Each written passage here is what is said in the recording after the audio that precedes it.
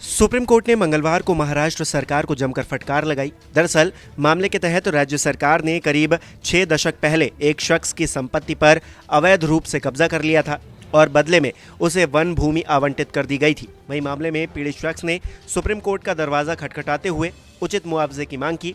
इस मामले पर सुनवाई करते हुए जस्टिस BR गवई और जस्टिस KV विश्वनाथन की पीठ ने कहा, अगर राज्य सरकार जमीन खोने वाले व्यक्ति को उचित मुआवजा नहीं देती है तो वो लाडली बहना जैसी योजनाओं को रोकने का आदेश देगी और अवैध रूप से अधिग्रहित भूमि पर बने ढांचों को गिराने का भी आदेश देगी।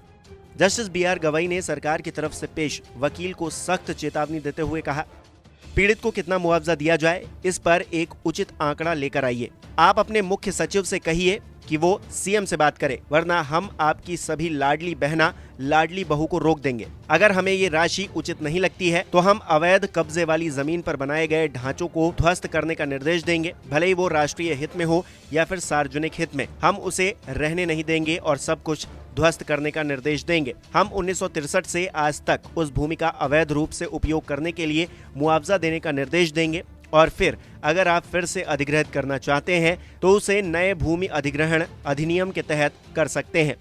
आपको बता दें कि सुप्रीम कोर्ट की खंडपीठ याचिकाकर्ता TN गोदावर्मन के मामले की सुनवाई कर रही थी, जिसमें दावा किया गया था कि पीड़ित के पूर्वजों ने 1950 के दशक में पुणे में 24 एकड़ जमीन खरीदी थी। बाद में राज्य सरकार ने 1963 में उसे सरकारी जमीन बताकर कब्जा कर लिया। पीड़ित पक्ष ने इसके खिलाफ अदालत का दरवाजा खटखटाया और सुप्रीम कोर्ट से जीत भी हासिल की।